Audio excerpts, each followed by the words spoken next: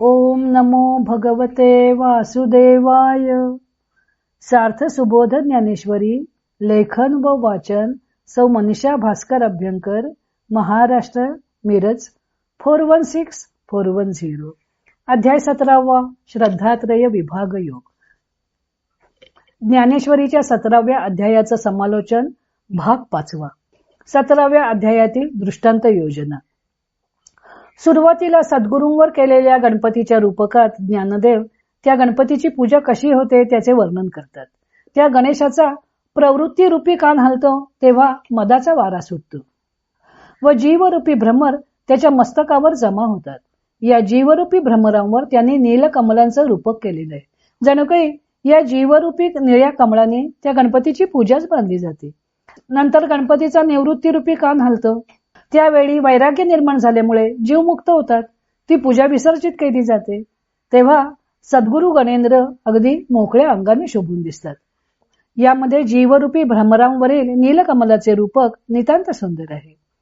ज्ञानदेवांनी जरी सद्गुरूंचं वर्णन करताना द्वैत पत्करून वर्णन केलं असलं तरी ते मिठाने पाण्याला भजण्याप्रमाणे एकत्वाने केलेले वर्णन आहे असं सांगतात. त्यासाठी त्यांनी घटाचा दृष्टांत दिला आहे. रिकामा घट पाण्याने भरण्यासाठी ज्यावेळी समुद्रात बुडवलं जातं त्यावेळी सुरुवातीला बुडबुड असा आवाज येतो. नंतर पाण्याने पूर्ण भरला की पाण्याच्या तळाशी जाऊन बसतो. तसेच सद्गुरूंचं वर्णन करताना आपल्या भावना उचंबळून आल्यामुळे हे सद्गुरू वर्णन म्हणजे जणू काही घाटातून सुरुवातीला आलेला बुडबुड असा आवाजच आहे असे त्यांनी वर्णन केलेले.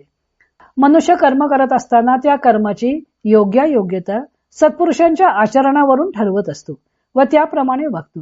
दरवेळी काही शास्त्राची आज्ञा काय आहे ते पाहत बसत नाही, पण भगवंत तर तस्मात् शास्त्रम प्रमाणम ते असं म्हणत आहेत.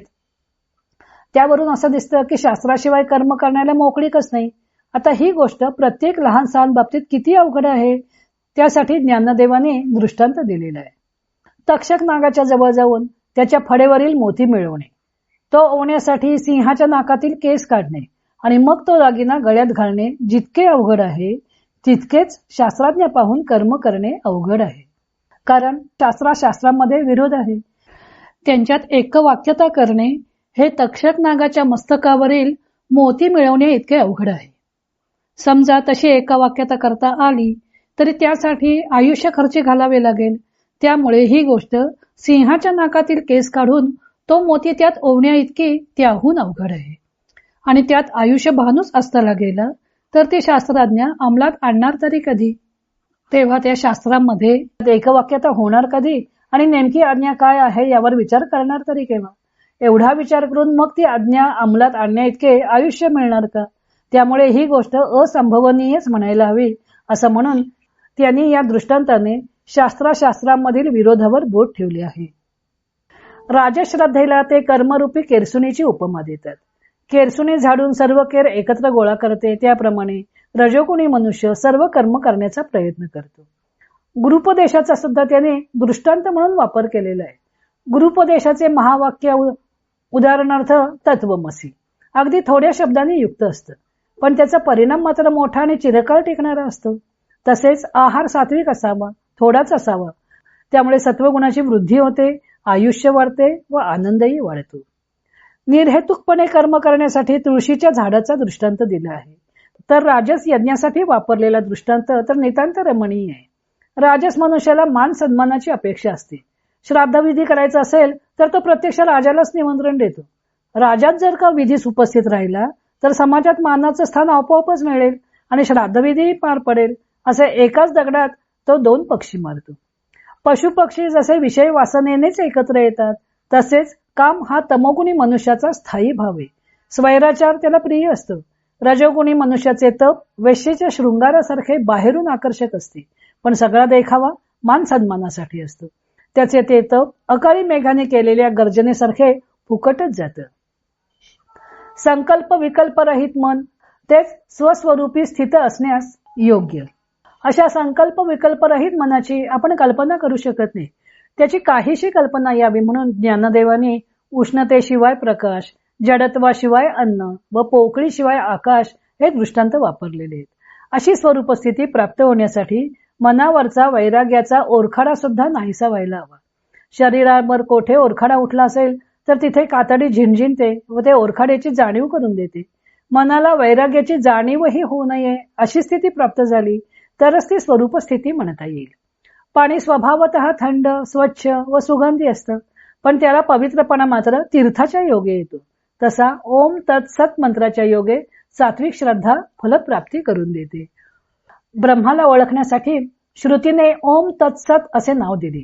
त्याचे कारण स्पष्ट करताना ज्ञानदेवांनी कल्पना केली आहे की लहान मुलाला जशी नावाने हाक मारली की ते झोपलेले मूल ओ देत उठते, तसे जीवाने ब्रह्मास ओळखावे म्हणून श्रुतीने त्याला नामाची खूण दिली आहे.